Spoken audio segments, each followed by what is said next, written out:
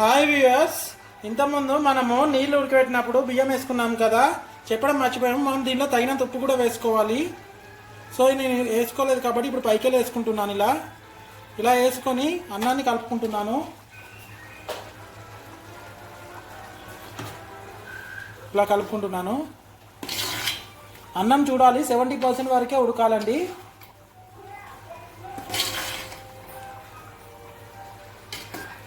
ఇప్పుడు ఈ అన్నాన్ని స్టవ్ మీదకి వెళ్ళి దించుకున్నాము. దీన్ని వేరే గిన్నెలో వేసుకోవాలి.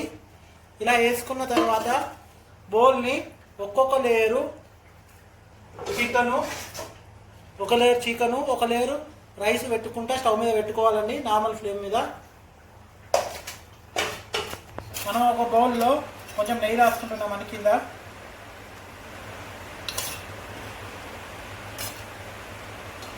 ఇలా రాసుకోవాలి. ఇప్పుడు ఇందులో ముక్కలు ముందుగానే మనము గోలించుకున్న ముక్కలు పెట్టుకుంటున్నాము, ఒక లేయర్ని.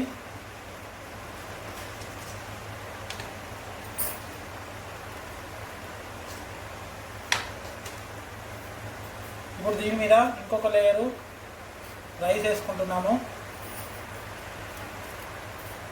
అన్నం మనం 70% ఉడికించుకున్నాము.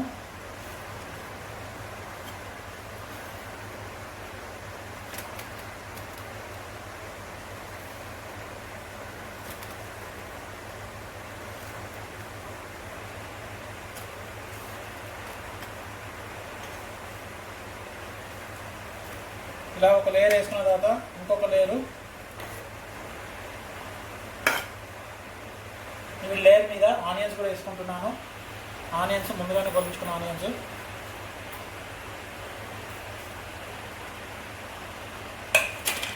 మళ్ళీ ఒక లేయర్ ముందుగానే గొలించుకున్న చికెన్ ముక్కలు పెట్టుకుంటున్నాము.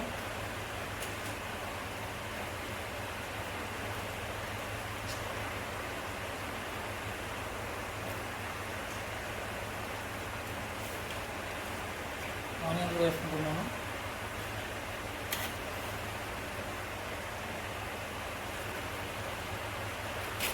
ఇలానే అన్ని లేయర్లు వేసుకోవాలి. తర్వాత మళ్ళొక లేయర్ నేను చికెన్ పెట్టుకుంటున్నాను.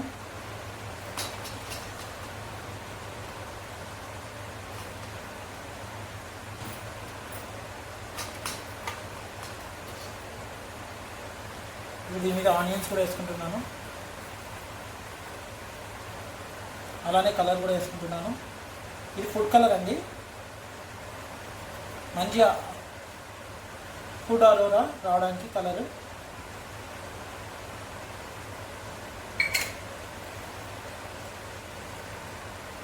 ఇలానే మళ్ళీ దీని మీద ఒక లేయర్ ఇంకో రైస్ వేసుకుంటున్నాను.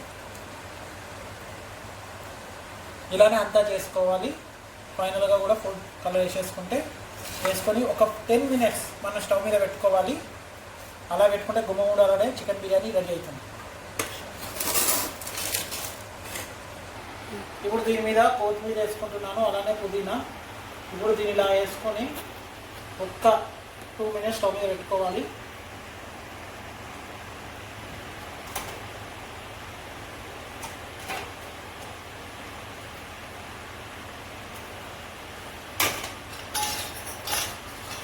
చెప్పాను కదా, ఒక 2 minutes స్టవ్ మీద పెట్టుకోవాలి.